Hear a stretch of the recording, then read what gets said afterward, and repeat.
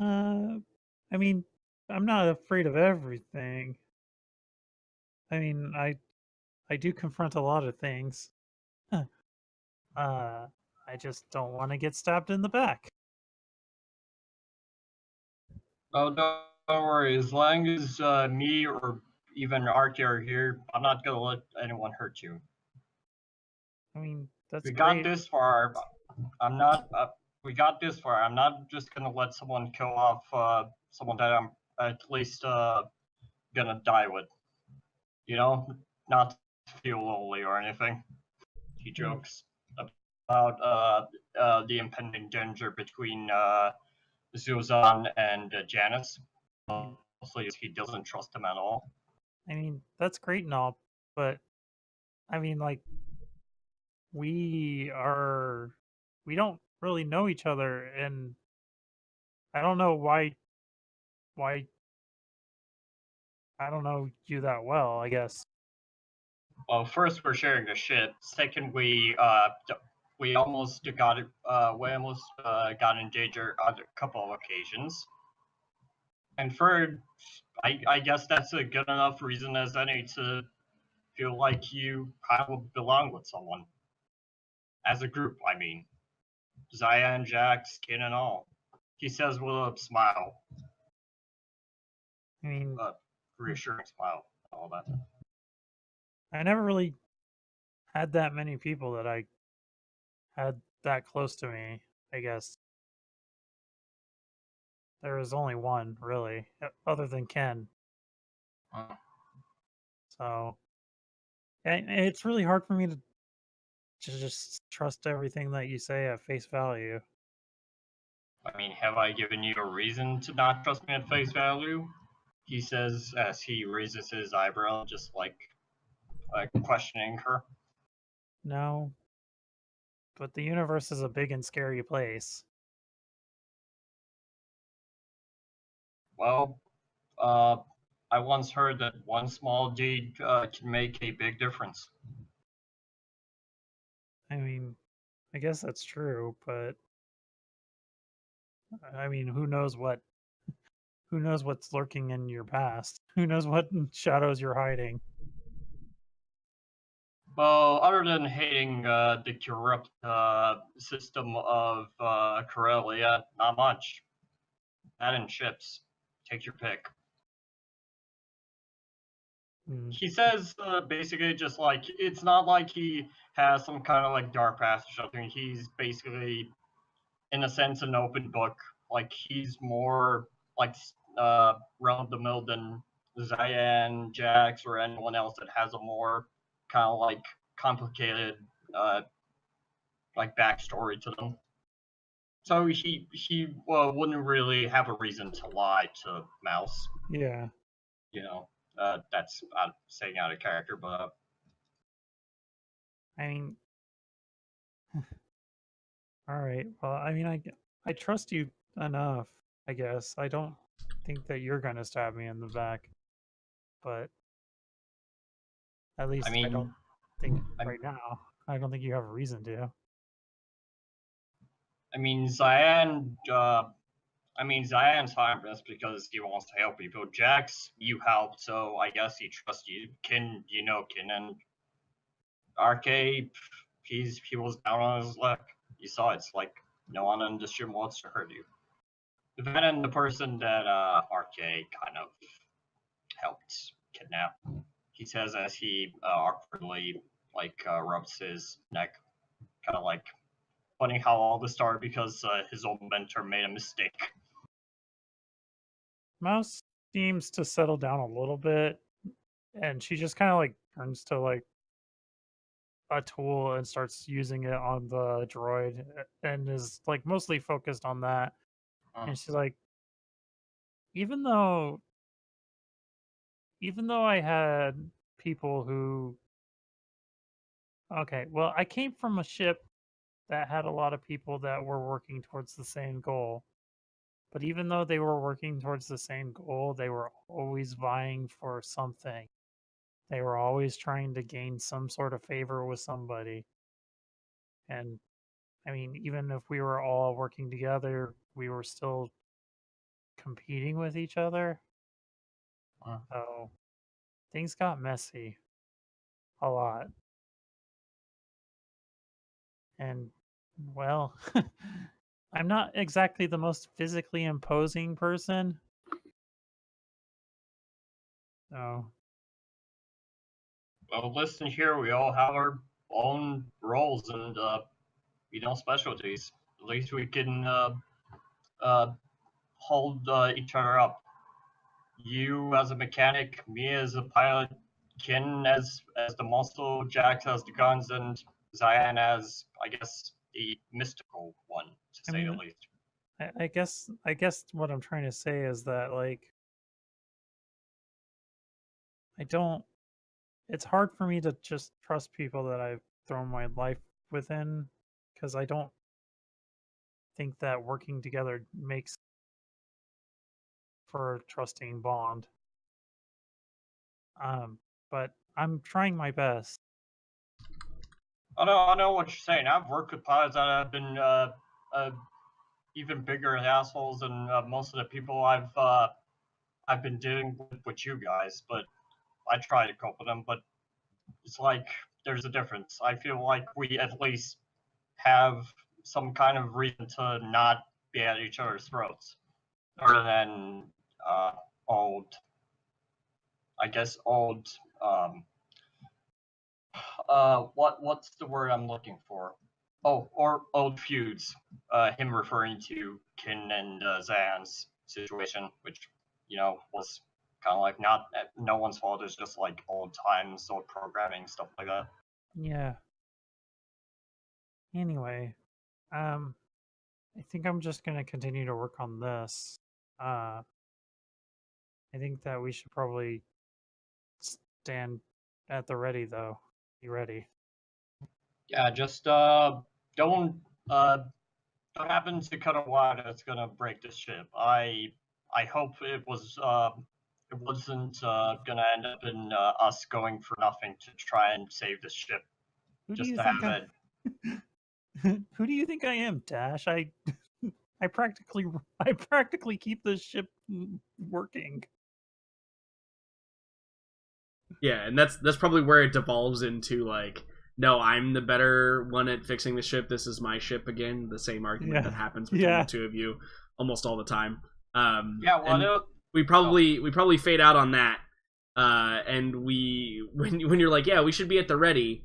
We probably see. I think Kin. I'll start with you. And we probably see. You're like waiting at the designated spot for Janice to show up, right? For Lucia Janice to show up, and what do you do? What are you just like standing perfectly still, staring at nothing, like waiting for the yeah. So there's probably like a few people that like walk by and are like, oh, that droid's doing something weird. Okay, like is it broken? Like there's probably nothing, and it's doing something weird. Yeah. Yeah. There's probably like two women that walk by and they're like, do you think he's broken? What's going on there? I wonder where that one's master is, right? Like, there's a couple of like these conversations that happen around you that you can hear. But eventually, you see the telltale signs of that kind of matte black speeder limo that comes riding up, and as it approaches, it stops kind of in front of you, and the driver gets out. You can see that it's a human male, and as he gets out, he's wearing like the little prim and proper like suit for like a limo driver, what they would wear. And he kind of like leaves the door open and like beckons for you to sit down and join. So he's leaving the driver door open, or yeah, the driver's door open. Like he's letting you get into the driver's seat. He understands what the scenario is, but no, he doesn't say anything, right? Like nobody said anything to you. He just kind of like beckons for you to do that. So Ken will just nod and then start to try to get into the speeder. I guess once he gets in, he's trying to adjust the seat. Pretty much, I think he's sitting with his knees right up. First. Yeah, there's probably like one of those weird like 5-minute montages where we just see Kim like adjusting the seat back and forth and like up and down and like leaning back and leaning forward. And Yeah, it's real awkward. As But the eventually he kind of fits. The seat is way back, probably a bit more than it's made to do. So we yeah. just, out Yeah, of the and as you would expect, there's the privacy window, right? That's like separating you and the back of the limo. And once everything's like settled, the driver closes the door and actually just like walks off. Like he just goes to leave, and you can see like he's on his compad, like probably calling for a space Uber, right? Like a Corellian Uber or whatever to come pick him up. And well, yeah. So I was gonna say, open the privacy door to check if. So the window I think begins to go down, like kind of right as that moment occurs. And you can you pivot your head and look back, and you can see Lucia Janice is sitting there, and she appears to be alone in the back of the vehicle. It's the typical kind of limo setup. You can see, there's some dim, kind of probably like pale bluish lighting that illuminates everything in kind of this weird, almost nighttime effect. And you can see she's sipping on something out of probably a martini glass because she's a badass. And you look around and there's no other like guards or anything. But what you do see is sleeping on the ground, you see her two canine creatures. Okay. And as you can see, like her fingers on the button to lower the privacy window. And she goes, "Oh, I was not expecting you." Hello, Miss Lucia. Are you ready? We can proceed at your leisure. Although I am eager to get this done. Are you sure that you will wish your... What are those kind of creatures? Yeah, and I think she kind of looks curious for a moment. She goes, They are called Vormskar. Are you sure that you want your Vormskar to be your guards? Yes, they are quite loyal, and can easily deal with any unforeseen circumstances. Just understand, and I apologize, but your designation, it was K1NN, correct? That is correct. Just understand they are here to protect me. Else, should things go poorly. That's okay with me. Very well. And I will start the engine. Yeah, so the engine turns on, and as you do that, she pushes the button, and the privacy window goes back up. Right? It just and you begin driving away. So just because I want this to be the very first roll of the day, okay. Can you roll me in? It's easy. It's easy to drive a speeder. Yeah. It's mostly automated. I'm gonna give you a black dice though, because you're unfamiliar and it's not designed for you. Can you just make me a piloting planetary check just to make sure you don't scratch up her ride? Yeah. I'm not that bad. I don't have any skill points, but I have a 3 agility. Yeah, 3 agility should be no problem. I'm sure nothing bad will happen at all. Sure. That's how dice works, right? Yeah. Pretty sure that's how dice work. Oh. So, here's the good news. It's a failure, so I think that I was going to make any threat that you rolled. I was going to make the threat, maybe you, accidentally hit something. But since it's a failure, I think that you end up getting a little bit lost. Okay. You end up, you're going to take a little bit longer to get to the site, and I think the rest of the people, barring Jax's role, obviously, you will, you'll get there after everybody else. You do get 2 advantage though, and so I think that the 2 advantage in this situation, since you don't have any strain to reduce or anything like that, I think it'd probably be appropriate if the advantage was no one suspects anything, right?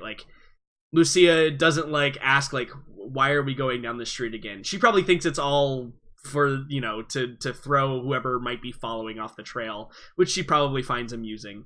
And no one from the other side either will suspect anything ill of your tardiness. Cool. In this situation. So, all right, sounds awesome. good. And you begin headed to the negotiation. Yeah. So the next person I want to talk to is Jax. So Jax, you end up going and meeting at the edge of kind of the edge where you've met with them, kind of the edge of the forest area. Yeah. And I think that pulls up is that same like kind of ramshackle open top speeder that's been ferrying you back and forth from the Zul'Zan base. And the kind of drunkard driver is there. And you see there's 3 other individuals in the speeder at the time. You recognize Henkar, obviously. But you also recognize the mechanic from your previous couple of missions. Now, he's still probably got like bandages on, but he looks fit at the very least. Okay. He appears to be in attendance at this meeting as well. And then the other probably more surprising thing that you see is you see a large Gamorrean seated in the back seat. I was not expecting that. Yeah, he's big. He takes up like the middle and the side seat, and the speeder is kind of listing a little bit that direction because of how heavy he is. And you can hear just kind of like the grunts and snorts as he's breathing, and yeah, it's very strange, but it's also very clear in its intent, right? It's like we have muscle, right? Like that's the intent here, regardless of who that muscle is directed at. So you probably could suspect that he's probably a mercenary of some sort. I doubt there's any Gamorreans that actually work for Zul'Zan. But hey, they said you could bring 3 people, and so those are the 3 people they're deciding to bring, right? Yep. And I think that the driver like kind of steps down out of the speeder and kind of tosses you the keys, right? And he probably says, "Now listen here, boy. Try not to scratch my speeder. Put a lot of love in that thing." Everybody's so concerned with their speeders being scratched. Yeah, Jax will like acknowledge that with like a nod, but like I don't know, he doesn't really have anything to say. Yeah, exactly. Statement. Yeah, and the guy probably goes and he like finds a bench at the little area, and he's just like sitting down with his hands behind his head and his legs stretched out. He looks like he's gonna take a nap. And Henkar is sitting in the front next to you. And as you kind of step up into the speeder, she appears to be nervous. But it's also hard to tell with a weak way sometimes what they're actually feeling. Their faces are kind of mute. Should I roll a check, or is it just... You could if you wanted to. It's gonna be it'd be a perception check. It's probably average, I would say. Cool. You just I'm roll ready it up. when you are. Yeah, roll it up. Yeah, cool. I know everything. So yeah, absolutely. You can tell that she's nervous. And I think your triumph here is probably you can gain like additional information, right? Like something that you weren't intending to observe, perhaps, right? Yeah. I think you see that she's kind of fiddling in her hands, and you can tell like she's running her fingers over this it appears to be like a little bit of like a little charm. It's very small. You wouldn't have noticed it unless you were specifically looking. And it's like a little charm, and I think you can tell like as soon as she notices you've seen it, she kind of like stuffs it hurriedly back into her jacket. But what you're able to determine is it looks almost like a kind of like a good luck thing.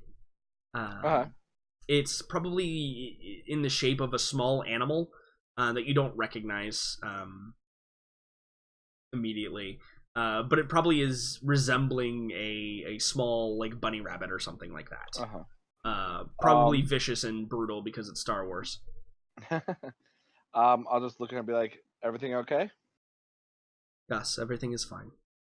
We can go now. I am eager to get this done with. Alright, let's do it. Hey, I'll be right back. Okay.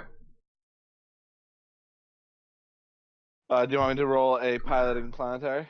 Yeah, absolutely. Hold on. You're more familiar with Speeder and their operation, so I won't put the black dice on you. It's just an easy check, just to make sure you nothing crazy happens on the way there, because it's Star Wars. Well, what could possibly go wrong with 4 agility? No problem at all. Mate. Yeah, you arrive with plenty of time left. So yeah, appropriately, nobody is going to be suspicious either for that 2 advantage of anybody doing anything ill, or all these advantages are kind of setting the initial tone for the meeting, which is all good so far. That's great. Driving casually. Yeah, casually driving, exactly.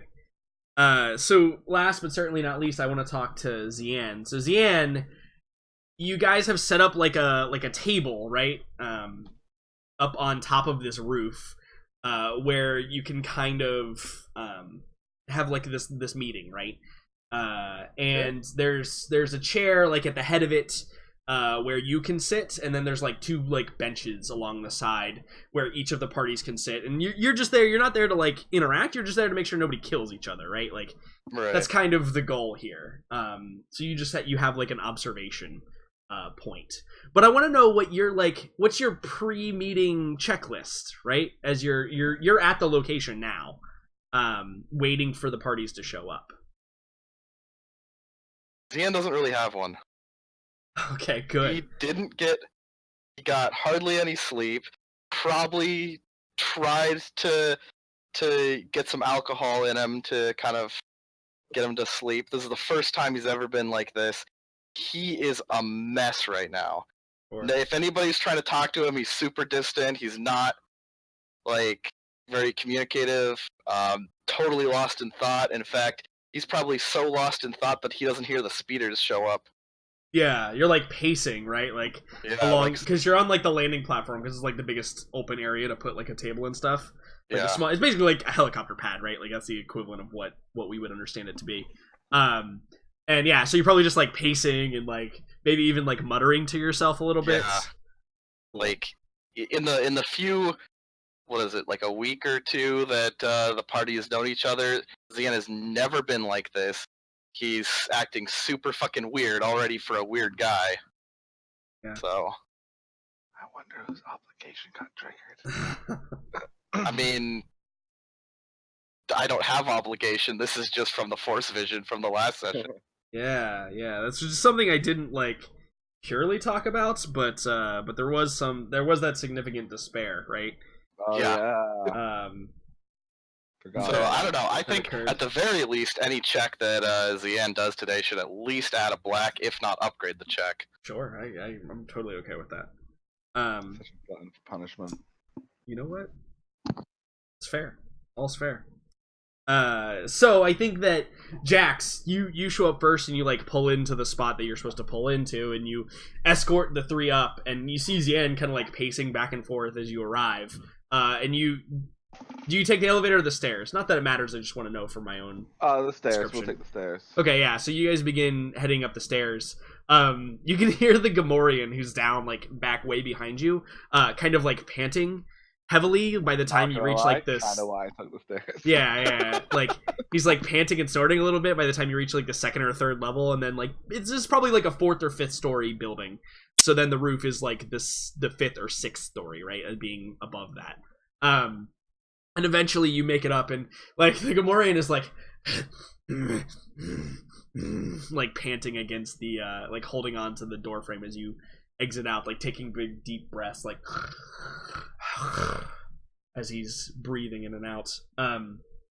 And they all begin to approach you, Xian, and you probably notice them after they've already like almost gotten to the table and are kind of like they're almost like looking for direction because they're not sure how this is gonna go, right? Like they're not sure what's gonna happen here. I think the Gamorrean like goes to sit on the bench and hears it like creak, because you guys have just like basically walked up some big pieces of wood and made a bench.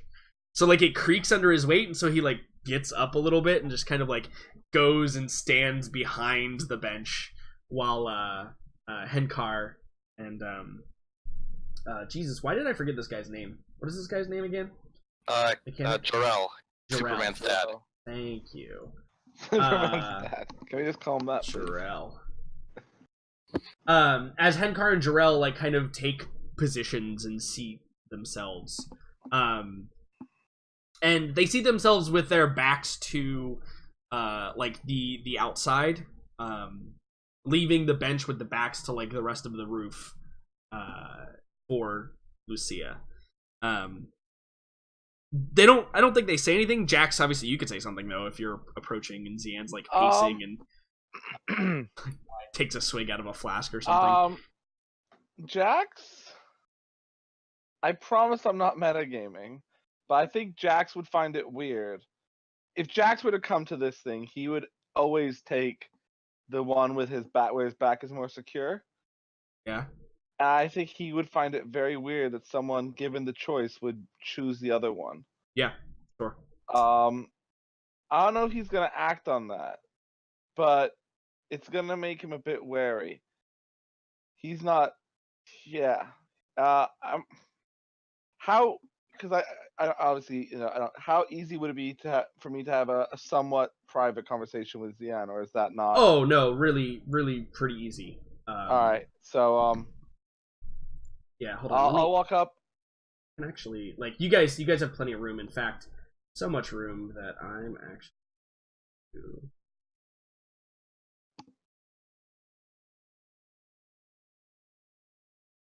Okay. So now you guys should be able to see kind of what you're working with here. Okay. Oh, Cool, nice. cool. I'll walk up to Zian and I'll just say, "That's odd." No response. And I'll look at Zian again and be like, "That's also odd. What's up with you?" Like, no response. Yeah, you guys are maybe like over here, so you can be a Yeah. little bit further away from the conversation. I'll lightly cuff him in the back of the head, be like, "Yo, like, Yeah. what? I was like, What's huh? going on?" What? Oh, you guys. Oh, I see our group is here.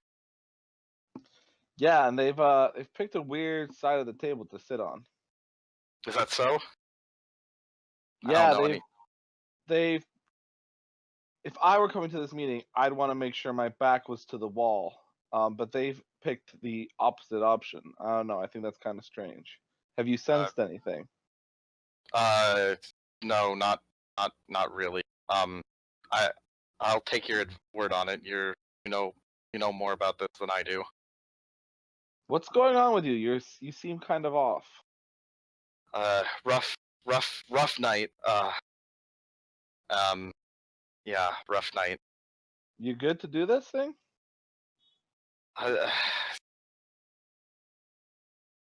Maybe. We don't really have an option. No, we don't. So sort your shit out. Trust me, I'm trying. All right. So Jax, not at all assuaged by what just happened. He's gonna like. I'm gonna do a bit of a walk around, like almost like a patrol. Just like feel free to walk around and get the lay of the land. And this is the point of the game where I bring it out a little bit to let everyone know that we're using the new technology that Roll20 has provided with us, which is the advanced fog of war. Which I'm seeing it. What that is going to do is when you reveal parts of the map and then move out of that line of sight, they will remain revealed. Oh my god. But you will not be able cool. to see them unless they are actually within your vision. Oh, that's awesome.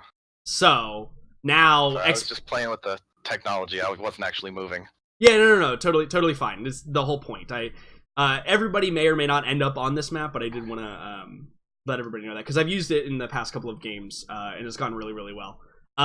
Now, I will say this though: if you guys experience any performance issues, make sure you turn hardware acceleration on your web browser. Just throwing that out there. Sometimes it can get a little bit laggy with this kind of thing. This isn't as big a map as I've used before, so yeah.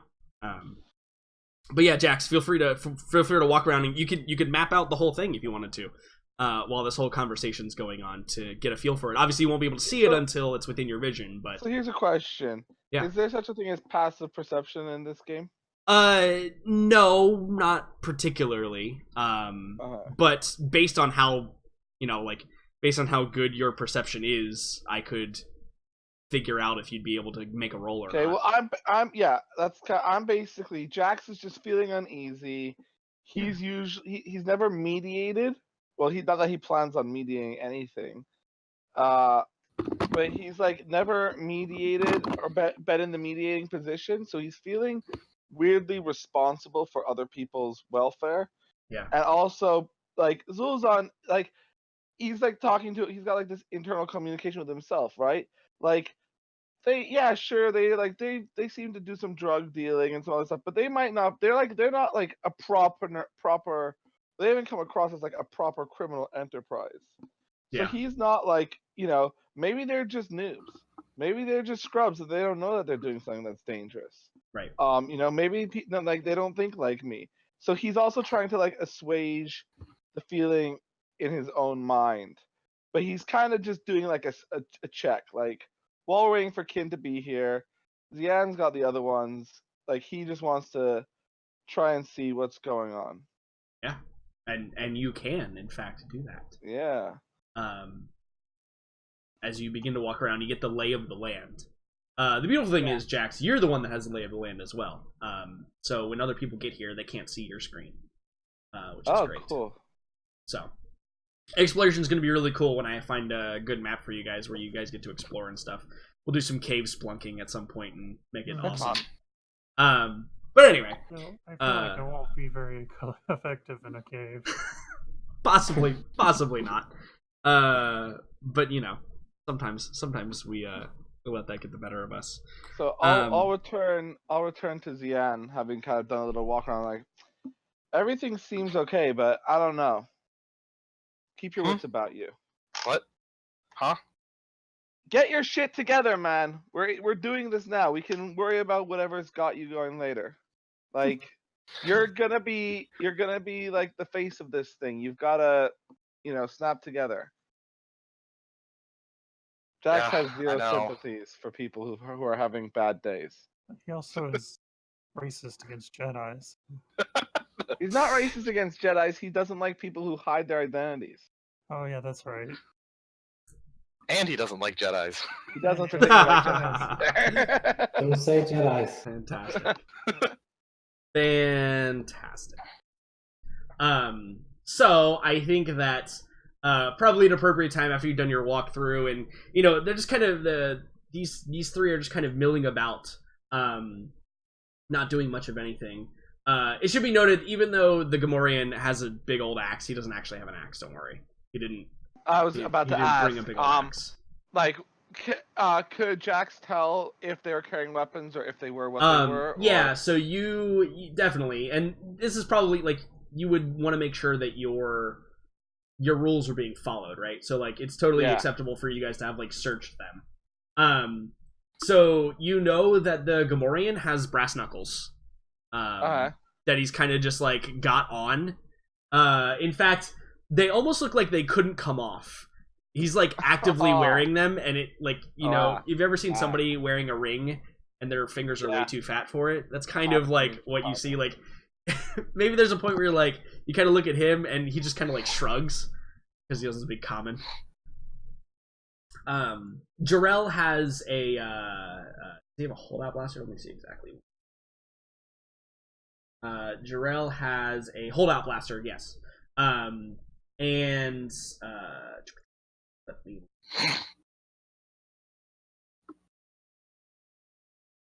I believe Henkar's also carrying a holdout. No, Henkar has a full blaster pistol. But that's it. You also notice that Henkar has a you definitely would know this, Jax. She is a essentially a quick draw holster. As well, and she keeps it on her side, right, instead of at her waist. It's on her side, and you can tell she's got a quick draw holster. Okay, cool. But it's still within the realm of what you guys detailed. So great, awesome. That So I think that's probably an appropriate time for Kin and the rest to show up. And let me get you on the map, Kin, so you can do your exploring. So Kin, you finally show up, and like it's one of those situations kind of similar to Dash last episode, where like you were lost, but no one else really does, and you can kind of play it off if you want, in whatever way that you want to do that. So let me get Kin over here. Nope. Oh. Cool. So you should be able to see the map now, Kai. Okay. And up this direction is where the meeting's taking place. So Sure, I'm you just can gonna see it a little bit. take a quick look around Lucia and see if she has any heavy ornaments that should be. Yeah. Okay. Yeah. So you want to take a look at her? Yeah. Yeah. Janice is. What is she carrying? Let's take a look here. So Janice is carrying. So she also has. She doesn't actually have that weapon. I just realized. She also has a cool blaster sword. No, she actually. I have written on here disruptor pistol, but she would be smart enough not to bring that because that would not be allowed. That would classify as heavy weapon. Jax would have had some beef. She does own one of those, but she did not bring it with her this time. She has a regular blaster pistol. Also map, by the way. Is that Maps of Mastery? Say that again. I'm sorry. Is that from Christopher West's map? It might be. I'm not sure. I found it. I stole it. I'm not gonna lie to you. So, yeah, she's just carrying a regular blaster pistol, no modifications, none of that nonsense. And obviously the canines don't have any weapons. I promise. Okay. Follow me. Yep. Pistol. Media.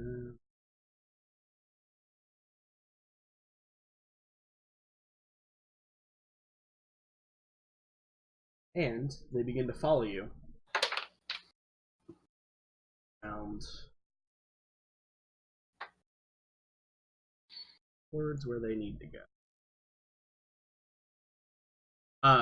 So as they approach, you can see that, like, Jax, you can tell. Maybe Zian, you're too distracted to tell.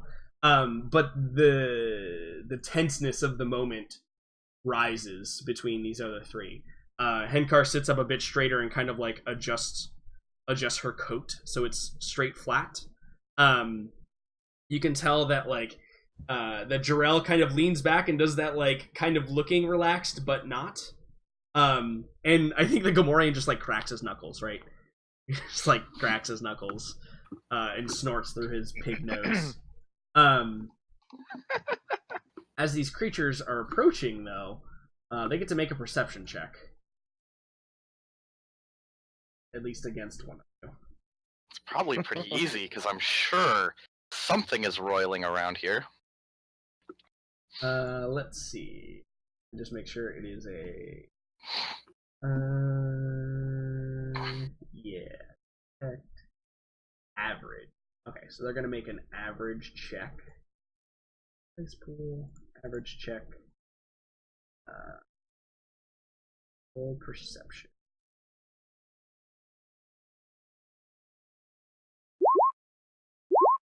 Okay, yeah. So as they approach, there's a moment where they kind of pause, and you see the one in front kind of sniffs the air a little bit, and then its eyes fall on Zian, and its head kind of lowers, and Jackson, Kin, and Zian, you can roll perception checks to see if you recognize any signs here. It's going to be average as well, just to determine the signs. Cool. Cian's a little too preoccupied for that right now. Yeah. So Jax, take a strain for that, because your strain is relative to the fact that you see the creature's its haunches rise and the hair on the back of along its spine begin to rise a little bit, and its tail begins to flick in almost annoyance. And both creatures are staring with their like kind of burnt orange eyes directly at Zian. Very different from the first time you met them, where they were very docile and just not having anything. They appear to be on guard, and instead of like laying down, they appear to kind of go back a little bit and kind of just sit, watching Zian the whole time. In a very kind of not aggressive way, but certainly in a way that makes you think that they are ready to pounce if need be. Jax, because he doesn't know, he has no idea what these things are, so he just thinks of them as dogs that are being annoying and aggressive towards a member of the party. Yeah. So he just goes, Lucia, control your beasts.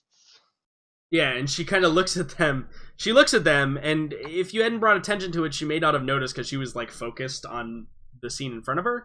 She turns, and then you see her eyes kind of raise a little bit, and then she also looks over at Zian.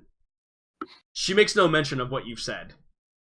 And she looks at Zian, and she just like nods a few times, and then sits down at the bench.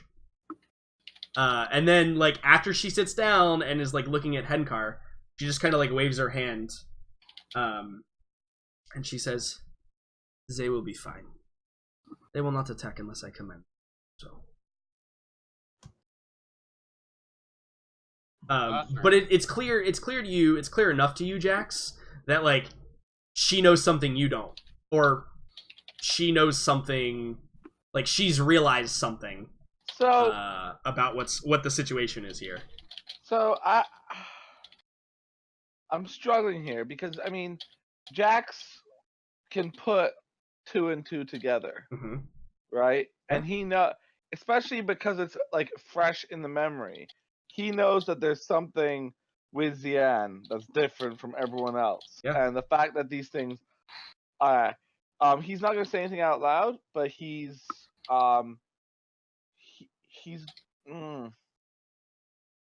really resisting the urge just to shoot the dogs. But he is resisting the urge. Okay. Like you're keeping are you gonna like take a position behind the dogs so that if anything is to happen, they're the first to go? No, not necessarily behind so I'm assuming that Zian is gonna go and sit at the at the table. I think Jackson's gonna stay where he is, where he can kind of keep an eye on Zian's side and the dogs. Yeah, absolutely. So then the question is, Zian, all parties have arrived, and it's kind of the ball's kind of in your court now to run, and they both kind of like look at each other, and you know, they don't really know where to start. But there again, like it's almost like, I think that if the scene were to play out in front of us, we would see like a pack of hyenas, scavengers, facing down like the one queen lion on the other side of the table, right? With like her subordinates behind her. Like if we got that, like if we see them sitting on the table and then we got that imagery above them, we see like the small pack animals kind of facing down this gigantic lioness, is probably like what you see as you're approaching the table. Yeah. So first thing, I want to make a discipline check. Sure. And that will kind of set the tone for how Zian's behavior might be. I'll make it average, and I think that I'll add the black dice just because you were already nervous coming in here. Okay. So, seems fair. Alright, ready to go? Yeah, go for it. Oof. Okay. Oof. That's a lot of blank dice. So you fail, so like maybe you fumble a little bit here at the start, and you take a little bit of stress from it as well. Yep. It's like, so I kind of go up to the head, kind of greet both parties, and kind of go over the initial kind of idea. They're sitting down to hash out their differences, but while I'm presenting that, it's not like normally Zian's like, yeah, this is what we're doing, this is how it's gonna go. He's very confident, he's very calm. He's like the image of a good Jedi. And this, he's like all over the place, he rambles a bit. He's very not in control of himself right now. Yeah, and I think that to reflect the failure here, Henkar and Lucia are just staring at each other. They're clearly not listening to you at all. The Gamorrean probably doesn't understand what you're saying, and I think Jarrell probably like looks and like maybe he can tell something's off. He kind of like looks at you like strangely, like, that's like I expected this to be better almost. Yeah. And then I think that there's I think Jax, and since you're paying so much attention to it, and Zian, maybe the first time you realize these two large canines are kind of like staring at you, and they're not like panting or relaxed. They're very poised and like only have eyes for you right now. Yeah. Can I do a xenology on that? Yeah, absolutely. I would say this is. I'll ask this question. You can answer truthfully, one way or the other. How much training in the ways of xenology did you have as you were being brought up by your master? Master Zen, how much did Master Zen think that was important for your training? To an extent, because it's very important to understand other culture norms when you're talking to people and negotiating. Sure. In that case, I'll make it an average check.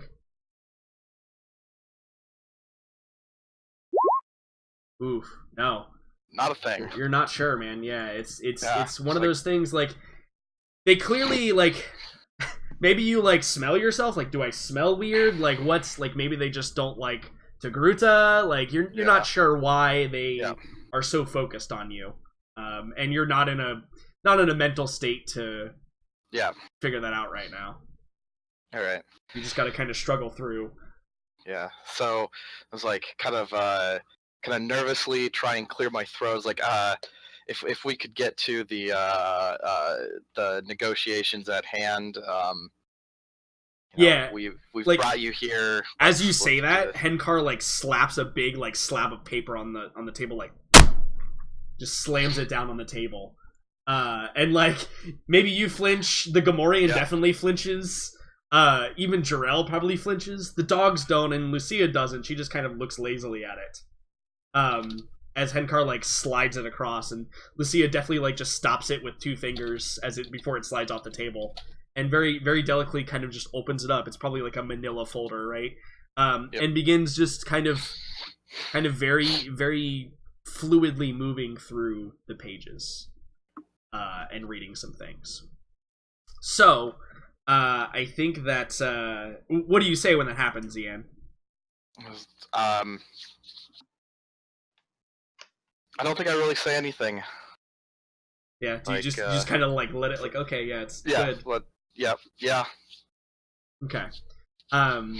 So here's where I kind of want to go into a probably a little bit of a montage, because I don't want to play out all the boring negotiations and counter negotiations, etc., etc. So I will ask Zian, how involved, or actually anyone here, I mean anyone here, any of the three of you could give your input at any point. How involved are you with the negotiations? Do you tend to lean towards one side? Do you remain neutral? Do you point out, like if you identify something as unfair, do you point it out? Or do you let one or the other parties get tricked? Zian... You go first. Okay, Zian's distracted, so he's probably not going to catch everything, but he's going to do his best to be impartial. He might lean a little bit towards Zolzan, but he doesn't want that to be, like, he doesn't want that to interfere with the negotiations. So it's not like he's trying to prioritize one or the other, but he does try and point out things that seem to be unfair or whatever, to try and make the negotiations fair. and I think he probably catches, I don't know, like 50% of those. Yeah, and the reason why I ask this is it's very clear very early on for anyone that has any perception at all. Lucia is this is her element. She cannot be beat at the negotiation table. It's very clear from the first page that she reads, right? Like right from the get-go. Just to give you an example, her like deception and perception are 4 yellow dice. Yeah. So like her negotiation is almost just as high. So like she is not going to be beat. She also gets to re-roll any negotiation checks. Just because that's the way that's one of her abilities. She's got the natural negotiator talent. So very early on, any of you are able to identify that Zul'Zan are at a disadvantage. Henkar is no Slav, but again, you have to remember Zul'Zan. The reason Zul'Zan Alliance even exists is because they were people who got caught in all the traps that Lucia Janis is leading them into again, right? Like that's the whole reason the entire conflict arose in the first place, is because this is exactly what Lucia Janis does, and she does it well, better than probably most of the galaxy, to be fair. If you care to pick up on things like that. So, what about you, Jax? Jax has 0 interest whatsoever of getting involved in the negotiations. But he is also biased towards Zul'Zan, and he doesn't, he doesn't give a shit about trying to stay impartial because he wants to not be involved at all. But he's also getting frustrated at Xian because he doesn't know what's going on with Xian, right? So he's just like, Xian's fucking up his shit. Like, we all have jobs to do, and Xian's not doing it. So I feel like if there was a point where there was like mediation required and Xian was floundering, Jax would probably interject himself instead of Xian, and it wouldn't necessarily be a very politically correct interjection. Okay, so there's maybe some room for some. Maybe Lucia is able to use that to her advantage, or maybe not. We'll have to see. What about you, Kin? Are you simply the impartial droid, or do you provide any input? Mostly, Kin will just patrol a little bit around, just the closest area. But he's, after the whole fiasco with the casino, Kin has been really afraid to jump to conclusions. Right, sure. So he doesn't really, he looks to the others now more than before to, pick side. He doesn't really trust his own instinct in that regard. Yeah. So he will just, he won't get involved with the negotiations. He will focus on guarding the place. Keeping an eye on everyone. Right, so I'm gonna build a dice pool here. So you guys can influence this in whatever way you want to, and I'm gonna build a dice pool for. It sounds like we're mostly leaning Zul'Zan, so Zul'Zan's gonna be the success advantage triumph axis, and Janis is gonna be the despair failure threat axis on this roll. But I want to allow you guys to make a roll to hopefully influence this.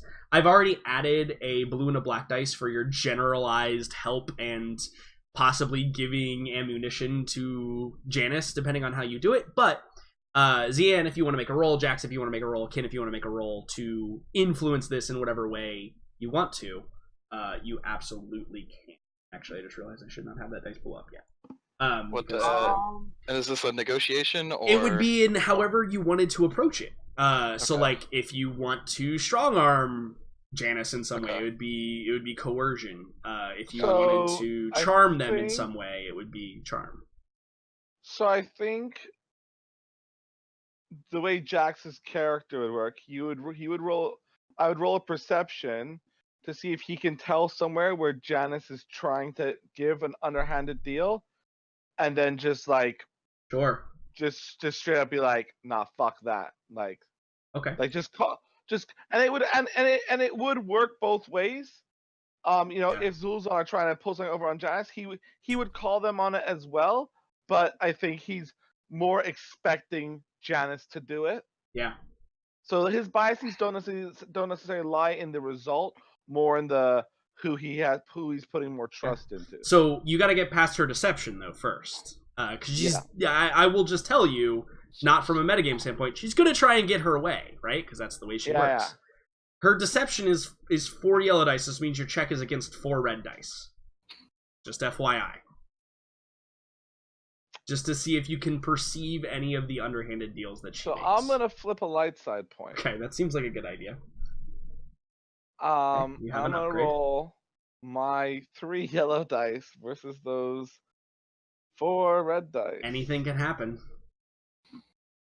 Hey, Oh, that's And it was What? perception. that's And it crazy. was perception. Wow. You've been Holy Yeah. cow. Wow. nice. I was trying to go down the Xian route of let's fuck this up, but instead No, Right. yeah.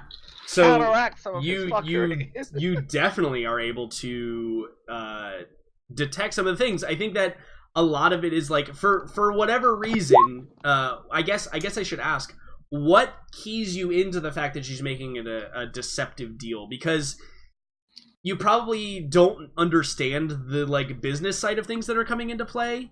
Like, all of a sudden Lucia Janice is spitting out a whole bunch of numbers and percentages and interest rates and all this other stuff, and she's walking all over Hencar with it, right? Like, just this would net you this much money in the first year, this much money in the second year, these are acceptable losses, etc., like just spouting off at the mouth. So I What think clues you happened into there's a deception? is Jax as well would be like Hankar. The numbers would be going right over his head.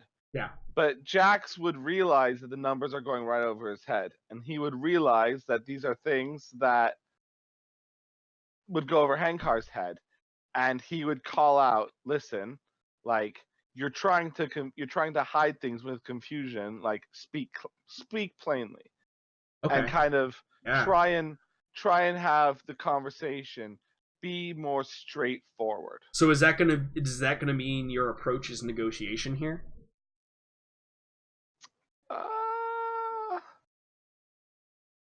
I guess. I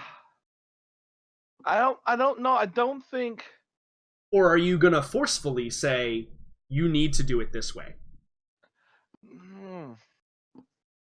So I think Jax is relying on his knowledge or on his experience working in the underworld, doing dastardly deeds. He's not been in many of these meetings, but he's been the Gamorrean in many of these meetings, right? Yeah, Like, absolutely. right? So it's more of him not trying to negotiate. He's not trying to convince Janice to do something a different way. He knows he can't do that. He's trying to call out that this is a negotiating tactic that is unfair, that Zul'Zan shouldn't stand for. So maybe it's a streetwise or skullduggery thing. No, I don't think it's skullduggery. That's more like I think streetwise could apply here. Sure. Yeah. Sure. Just like But knowing there's a bad deal could be streetwise. Well, I think can the accept perception is knowing that there's a bad deal. I'm trying to use the streetwise to explain the bad deal to. Yeah.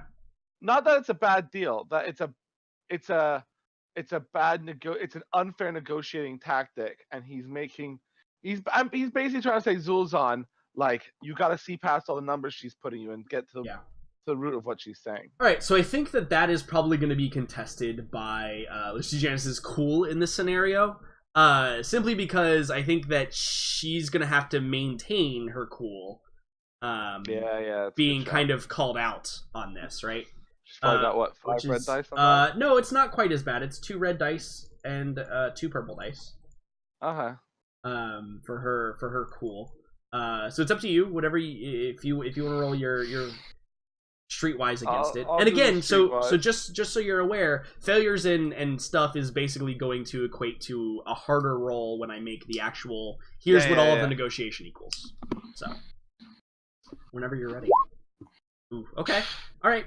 So that's a success. It's 2 successes even. I think that apply. I don't want you to apply the strain there. I think I'm gonna Okay. add an I was gonna additional say, black I feel dice. Like I'm actually taking strain trying to explain my point. Yeah, no, I think Jax is probably have Well, headache, how about but- this? Take 1 strain, and then I'm going to use one of those threats to apply a black dice to Zian's roll, because you've kind of like interrupted the flow of the negotiation, so Zian's going to have a harder time getting a grasp on it when he makes his roll. That's fair. Makes sense? Cool. Yeah. But you do influence it in a positive way. So, we get to Zian. It's like saying, hey, stop using number to hide your shit. Yeah, exactly. Zian, how do you think you want to go at this?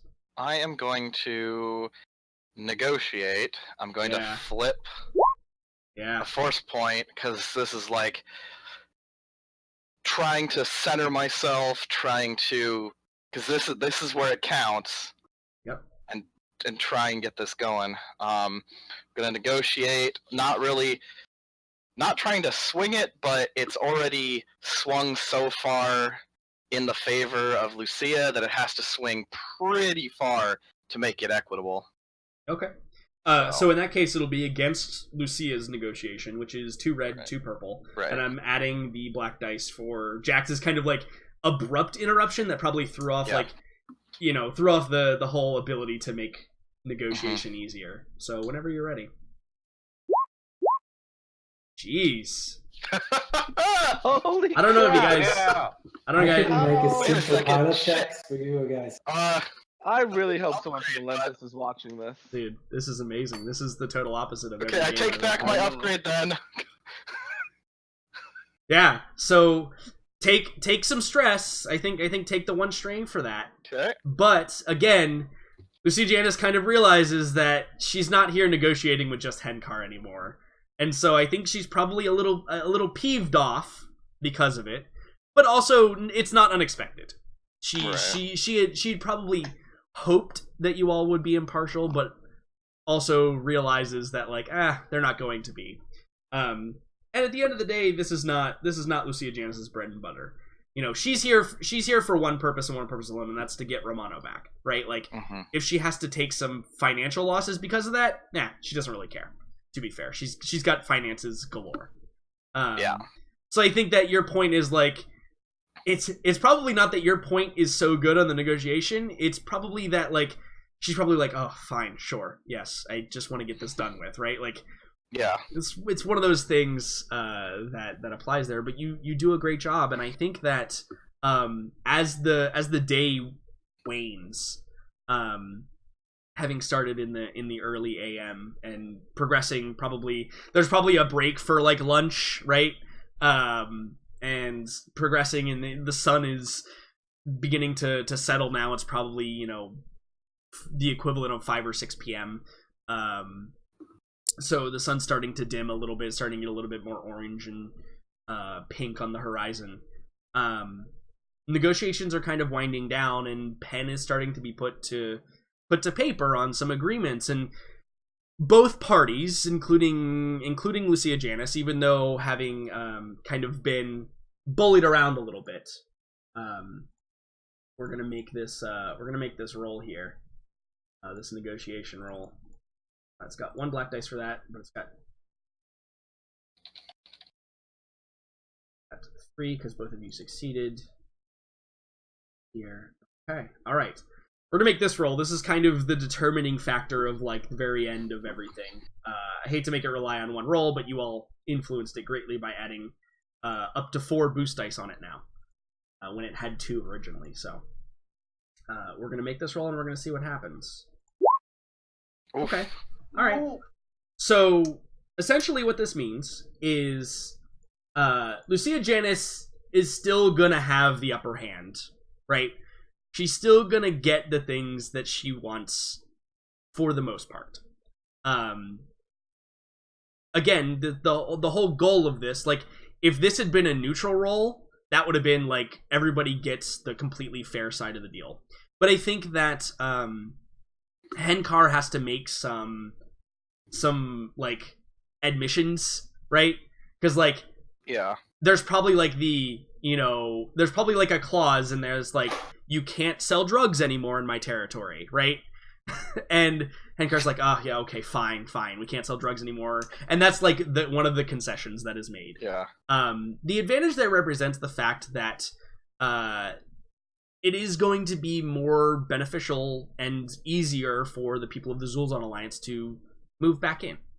So Lucia Janice, even with all of your outmaneuvering of her, was still able to get a little bit of the better side of Henkar. Probably because Henkar is not the negotiator or the coercer or the streetwise person that the group of you are. But that being said, everybody is accepting of the deal at the end of the day. That was always going to happen, right? The deal was always going to be good unless we had gotten like a shitload of triumph and despair. So I think that as the day is winding down and pen is starting to be put to paper, the canine creatures that have been staring at you, Zian, they've kind of calmed down a little bit. As you've calmed down, you're not as in turmoil as you started the day as, and so they are kind of like respecting that. I think that one of them has laid down and the other one is kind of like sitting next to Janice now. The one that's laying down, however, for a moment kind of like shakes their head and see him sniff the air and looks off in the distance and stands up slowly and kind of lowers his front haunches and raises his back, and his hackles begin to rise, and you can see that his mouth opens slightly, and you can hear this deep, low rumbling of a growl coming from him. And he's staring off towards the staircase.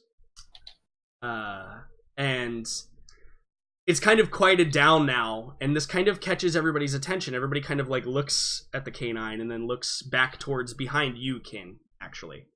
And you all see a figure in this kind of long robe with the hood pulled up over their head. And you can see the tinges of this kind of deep red, almost blood-colored skin sticking out from underneath the hood. You can just see like the lower end of the chin. And Lucia's like probably signing the last of the paperwork, and then slides it over to Henkar and stands up to shake Henkar's hand, and then turns and looks to the right. And for the first time, certainly for you here that you've seen, Zian, you sense a wave of not fear, but a wave of terror wash over Lucia Janice. Can I quickly intercede and just say? Well, no, because that's where we're gonna take our break. Okay. Damn. Okay. And you'll have to intercede afterwards. All right, fair enough. As the wave of terror washes over Lucia Janice, and Dan, you kind of you're slowly rising as well to meet whatever this new thing is that has complicated your negotiations. So great. Hey, let's take a break right there. All right. I'll be back at 20 after. Then we'll see how we can involve everybody in the upcoming funsies. Cool. See you guys in a little bit. Yeah. Yeah.